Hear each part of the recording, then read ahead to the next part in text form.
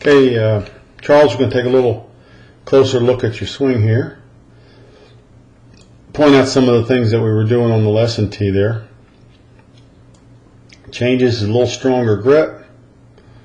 Moved your back away from the ball a little bit. Widened your stance a little bit. Your posture angle is pretty good here at the address. And as you start to take it back,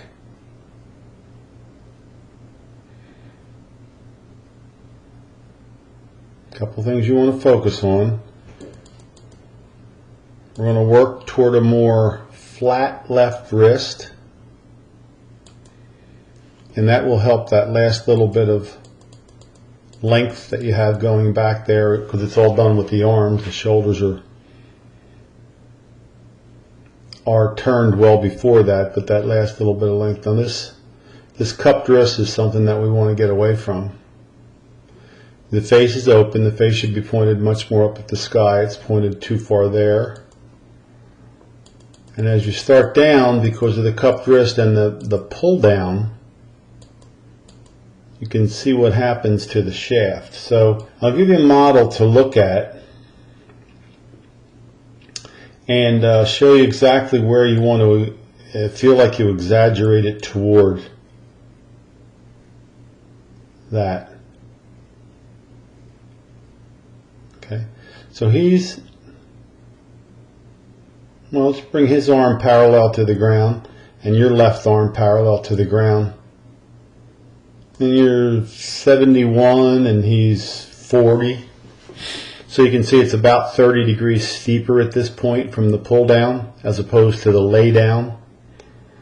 And it isn't even like, you're that over the top. It's just far too steep. Now what you have to do after making that initial move, and that's the core of the problem, everything else that you do in your golf swing is a reaction to that shaft being right there, which is partly the cup in the left wrist and then the pull down. I want to notice one more thing before we go to that point. Notice that Sergio's halfway down and his back is still completely turned to the target. He has almost a 90-degree shoulder turn halfway down. The halfway down point is what I refer to as the arm parallel to the ground. So you can see how much earlier your shoulders have opened, and that's why my flight scope was reading about 4 or 5 degrees outside in for you. Now from there you start to back up and lift. Back up, back up, back up, and lift. That's all the way of you learning to play, learning to get the ball on the club from a steep downswing transition. So you can see this move right here where you go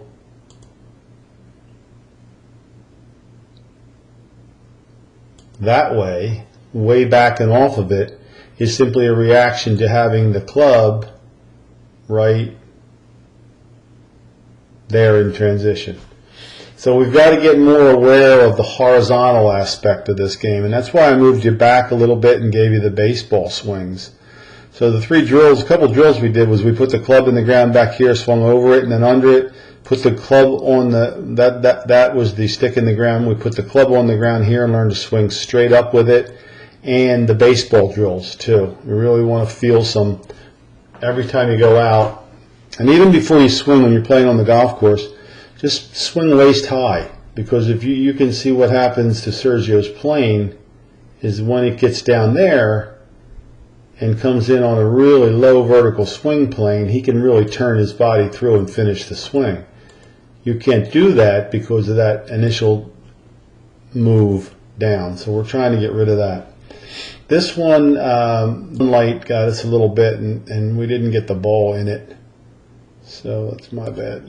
But you want to make sure that we get a good tilt behind the ball. And we'll take a look at Rory with a driver here. See when he gets to the top there, I'm going to use that white post as just touching his right hip. This is kind of 90 degrees. When he gets to the top here, he's got a tilt back, an axis tilt back off of his 90-degree line. about 20 degrees off of that, as most great players do. So when you get your tilt back this way that we want, that we worked on from the address, when you turn back here, when you turn back there, you want to make sure that your line isn't straight here. Make sure that your body's not straight but tilted back, because we really have to get you swinging down into the ball on a more tilted motion like that. See, once the club lowers and gets on plane, you can be this dynamic with your lower body. See his right knee kicking in, his left hip turns, straightens the left leg, right knee kicks toward it, all that good rotation. Well, because of that transition, you can't do that. Your right knee is doing very little, because all of your momentum is going straight up. You can see how that works for you. You can be here, body's too straight, and if you had a reverse pivot before, you've gotten rid of most of it, but there's still a trace of it. And then when you come down, see how much higher you are here? Anybody who transitions very steeply has to bail. So it's the bail, I call it a bailout, is obvious, but the reason for it is what we saw early with that much of a cup in the wrist and that much of a steep pull down. So as soon as we learn to transition, get the club looking at this point through your bicep or through your elbow, as we saw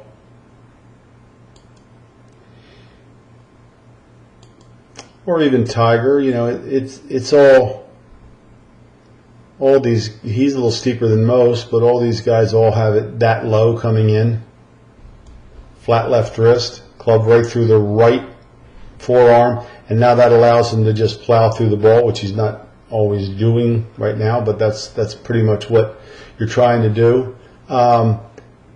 And that comes from the cupped wrist, and everything else is a reaction to it. So what we're going to do is tilt you behind it, flatten the wrist, and really feel like the club starts down on a transition with you.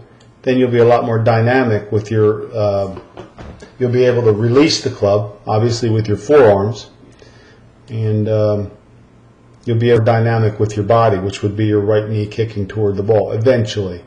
Let's just work on this club. I'm going to show you one more thing here real quick, and it kind of illustrates our point here.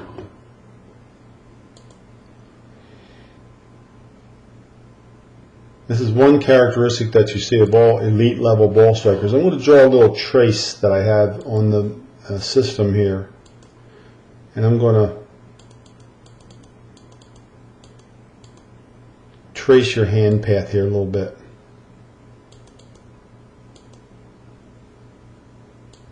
Okay, there's your hand path. It went right down this line right here. The club is above the hand path. Okay, the club right now on a 10 scale is about a 12 open.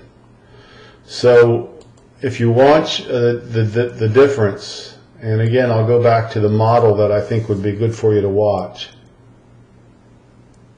Gets it up to the top. We're going to trace his hand path.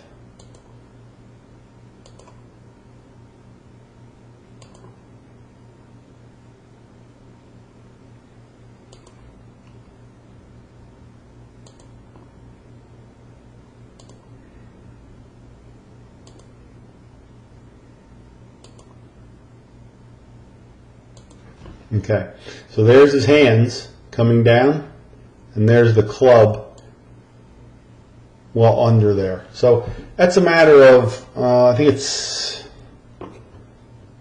well, his hand path came down at about 65 degrees, and his club is 20-some degrees under that.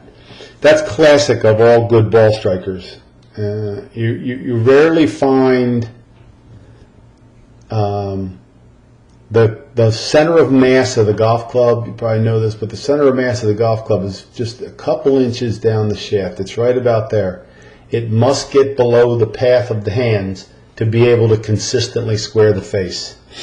There's a lot of new science on this, and one of the things that you'll see is all good ball strikers get it under there, because you have a much more passive squaring then. It just becomes so much more natural to let your forearms rotate, and you can start being much more dynamic with your body. Okay, so we won't have to do that bailout once we get you started down flatter. So you have a steep swing leading to a shallow angle, a steep swing that you're actually shallowing out. Okay, so good first session. I was glad to see you get those draws in there. I'm going to try to tilt you back, and even when you get up to the top, I don't want you straight like this, still tilted back more. You're going to stay behind that ball, let the club come down really flat, start it down flat, and then next time we're going to start working on stay in the shot so we don't get a lot of this. So you have a chicken wing with your left arm, and there's all kinds of symptoms. The right knee's not doing anything because it's straightening, trying to get out of the rotor that steep of a shaft. So you're shallowing out your steepness, but it's all based on that. So once we get the club in transition better, all this body work's going to fall into place. Okay, good. I hope that helps you.